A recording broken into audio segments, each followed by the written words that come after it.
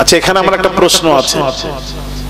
প্রশ্ন আছে, নবীরা যেখানে কদম মোবারক রাখতেন সব গর্ত হয়ে যেত, হ্যাঁ, কদমের চিহ্ন পড়ে যান। যেমন আমরা কাদায় পা পড়লে পায়ের চিহ্ন পড়ে যায়, তদ্রূপ চিহ্ন পড়ে যেত। তো ইব্রাহিম নবী তো হাজারো কদমে পাথরের উপর চলাফেরা করেছেন মক্কা শরীফে, সব পাথরই পাথর। তো এখন তো কেটে কেটে ঘর বাড়ি করি, তখন তো সবই পাথর ছিল। তো যেখানেই কদম মোবারক পড়তো ওখানে কদমের ছাপ পড়ে যেত, পাথরের উপর ছাপ পড়তো। তো এখন তো ইব্রাহিম নবীর কদম মোবারকের ছাপ একটাও দেখতে পাইনি, সব মুছে গেছে, সব মুছে সাফ হয়ে গেছে। একটা কদমের চিহ্ন মুছে না, কিয়ামত অবধি মুছবে না, সেটা হলো মাকামে ইব্রাহিমের কদমের ছাপ। এখানে আমার একটা প্রশ্ন ছিল যে কেন এই সব মুছলো, এটা মুছলো না কেন? এই কেনর উত্তর একজন দেন। আসুন না একটু কথা বলি, উত্তর দেন, এই উত্তর দেন। হ্যাঁ বলো না, যারা হতে গেছে বলো বলো। কি কে বলছে কিছু? নবী বুঝলে তো উত্তর দেবেন, এগুলি বোঝার ব্যাপার আছে। থাক, আমি একটা একটা করে উত্তর দিলে অনেক ওয়াজ বেড়ে যাবে। আমি সংক্ষিপ্ত অনেক কথা বলতে হবে আজকে, টাচ করে করে চলে যাব।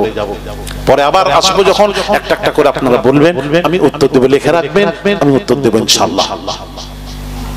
ভাইরা আমার বামাজিরা, আমি যে কথা বলছিলাম, ভাইরা আমার বামাজিরা, আল্লাহর নবী বাশার, আহলুস সুন্নাহ ওয়াল জামাত নবীকে বাশার মানে আমরাও বাশার মানি, আমরা নবীকে নূরও মানি, বাশারও মানি। তবে নবী আমাদের মতো বাশার নন। যেই আমরা বাশার প্রমাণ করাই দলিল, আমাদের দলিল দেখেন, নূরের দলিল, কদ জাআকুম মিনাল্লাহি নূর। এই নূরের দলিল যখন দি তারা কি বলে জানেন? আনা বাশারুম মিসলুকুম। নবী বলেছেন আমি তোদের মতো বাশার। আরে বাশার তো তোমরাও মানো আমরাও মানি, ওটা তো দ্বন্দ্ব নয়। এখন আমি তো নূরের দলিল দিলাম কোরআন থেকে, আপনি যে বাশার নন, ভালো করে শুনেন, আপনি যে বললেন নবী নূর নয়, একটা কোরআন হাদিস থেকে একটা দলিল দেবেন যে নবী বলেছেন আমি নূর নই, শুধু বাশার, আমি নূর নই, এইরকম একটা দলিল দেবেন। আসুন, আমি দলিল দিলাম।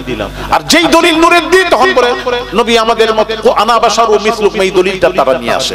আরে নবী তো বাশার, আমরাও মানি, আমরা বাশারও মানি নূরও মানি। তাহলে বাশার তো ঝগড়া নয়, তুমি বারবার বাশার করো কেন? বাশার বাদ দাও, বাশার তুমিও মানি আমি মানি, ওটা টানবেন না। এবার আসুন নবী নূর কিনা ওটা দলিল দেন। আমার নবী হলেন মাথা মোবারক থেকে নিয়ে পায়ের নখ পর্যন্ত নূরে মুজাসসাম। জোরে বলুন, আর একটু জোরে বলা যাবে না? হায় হায় হায়। এই জন্য নবীজি যখন চলতেন, নবীজির ছায়া মোবারক ছিল না, নবীর ছায়া মোবারক ছিল না। কিন্তু বাযুল উলামারা বলেছেন নবীর ছায়া ছিল। আর আপনারা বলবেন হুজুর আপনার আকীদা কি? আমার আকীদা হলো নবীর, যারা বলছেন নবীর ছায়া ছিল ওটাও ঠিক, যারা বলছেন নবীর ছায়া ছিল না ওটাও সঠিক। এটা আমার আকীদা। যাক, কোনো প্রশ্ন নেই যখন, আমি আর কথা বাড়াবো না, এখানে রাখলাম। পরে আবার সব মনে রাখবেন, আমার আকীদা নবী ছায়া ছিল যারা বলছেন ওটাও সঠিক, যারা বলছেন ছিল না ওটাও সঠিক। ঠিক আছে?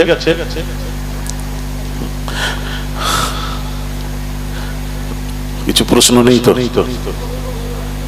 কি বলবো, একটু প্রশ্ন করো, এখন একটা প্রশ্ন আসবে না, দুটো ঠিক হয় কেমন করে হলো?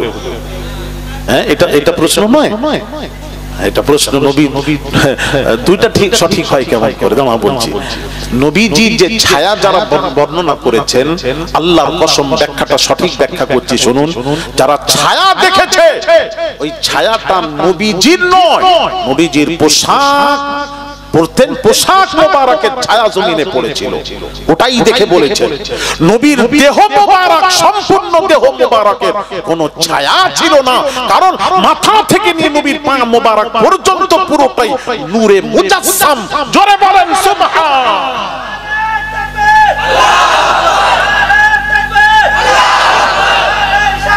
ইয়া রাসূলুল্লাহ,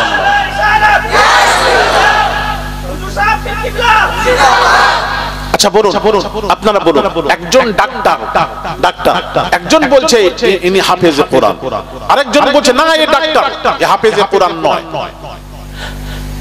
ভালো করে বুঝবে, এ হাফেজে কোরআন নয়। আচ্ছা আমি জানতে চাই, একজন ডাক্তার কি হাফেজে কোরআন হতে পারে না? একটা হাফেজে কোরআন ডাক্তার হতে পারে না?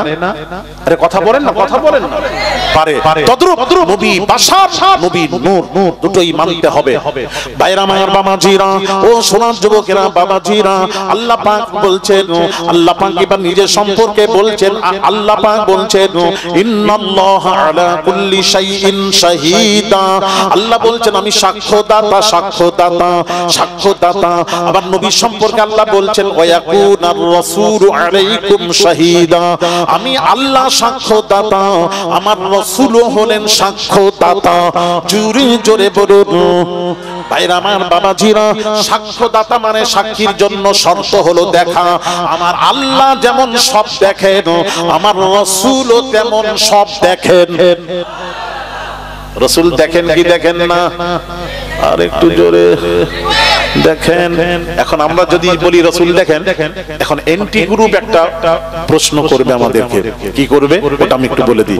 বুখারী শরীফের হাদিস, একটু ভালো করে শুনুন। বুখারী শরীফের হাদিস, আম্মা জান আয়েশা কাজায়ে হাজাত করতে গেলেন, উট থেকে নেমে কাজায়ে হাজাত করতে গেলেন। কাজায়ে হাজাত করে এসে উটের উপর বসলেন, উটটা ঘেরা, পর্দা ছিল, পর্দার এসে বসলেন। বসার পর বাবাজি, বসার পর আম্মা জান আয়েশা যেই বসলেন, যিনি উটের দায়িত্ব উনি দেখেছেন আয়েশা বসেছেন। আয়েশা বসে গলায় হাত দিয়ে দেখছেন গলার হার নেই। সঙ্গে সঙ্গে আম্মা জান আবার উট থেকে নেমে জঙ্গলে যে কাজায়ে হাজাত করতে গেছিলেন, ওখানে গিয়ে হাতটা খোঁজ করতে গেলেন, খোঁজ করতে গেলেন। আর এদিকে উটের দায়িত্ব যার ছিল, সে উটটা নিয়ে গিয়ে রাসূলের দরবারে চলে গেল। ভালো করে বুঝুন, রাসূলের দরবারে গেল। এবার আয়েশাকে নামানো হবে উট থেকে, আয়েশা আর ওদিকে নবীজি এই আয়েশা কাজায়ে হাত, ওখানে উট হার খোঁজ করে এসে দেখছেন উট নেই, উট চলে গেছে। আম্মা জান আয়েশা বললেন আমি এদিক ওদিক না করে এই জায়গায় বসে থাকি, তাহলে সুবিধা হবে, ওরা খুঁজতে এলে আমাকে পেয়ে যাবে। আয়েশা বসে রইলেন। এইবার ওখানে রাসূল যখন আয়েশাকে দেখা গেল না, তখন নবীর হাতে যারা হাত দিয়ে কিছু মুনাফিক ছিল রাসূলের সময়, তারা বলতে লাগলো কানের কাছে, নবীকে বলছে ইয়া রাসূলুল্লাহ, আয়েশা অন্যর ঘরে নিজের জওয়ানি মিটাচ্ছে। জোরে বলো, তোহমত দিল, জওয়ানি মিটাচ্ছে, কান ভার করলো, ভারী করলো, এইসব কথাবার্তা বলে। আয়েশা যখন নবীর কাছে এলেন, আসার পর আল্লাহর নবী আয়েশার উপর সন্দেহ করলেন। ভালো করে বুঝবেন, নবীর উপর আয়েশার উপর নবী সন্দেহ করলেন। তখন আম্মা জান আয়েশা মনের দুঃখে কাঁদতে কাঁদতে কাঁদছেন আর বলছেন ইয়া রাসূলুল্লাহ, অন্যরা সন্দেহ করতে পারে, আপনিও আমার উপর সন্দেহ করলেন, আপনিও সন্দেহ করতে পারলেন। এই মনের দুঃখে কাঁদতে কাঁদতে আম্মা জান আয়েশা আবু বকর সিদ্দিক বাপের বাড়ি চলে গেলেন। এটা ঘটনা বুখারীর হাদিস। এখন এন্টি গ্রুপ বলবে যে রাসূল যদি সব দেখতে পান, তাহলে আয়েশা কোথায় ছিল? যদি রাসূল দেখতে পেতেন, তাহলে আয়েশার উপর সন্দেহ করতেন না।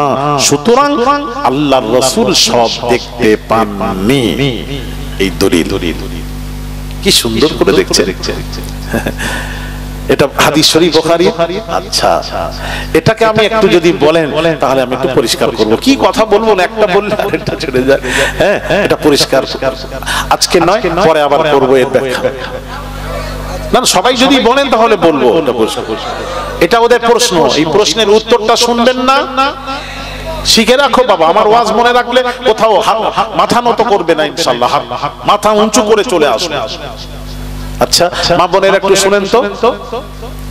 আচ্ছা, নবীর কথাটা রাখো, আমি একটু কোরআনে যাই, আল্লাহর ওলির কথা বলবো, ওলির ব্যাপারে একটু বলবো, তারপর নবীর কি বলছেন একটু শুনেন, খুব গভীর মনোযোগ, কথা বলবেন না, মনোযোগ এদিক ওদিক করেন না বাবু, খুব দরকার আছে আপনাদের, দরকারি জিনিস আপনাদেরকে বলছি, আপনাদের উপকার হবে।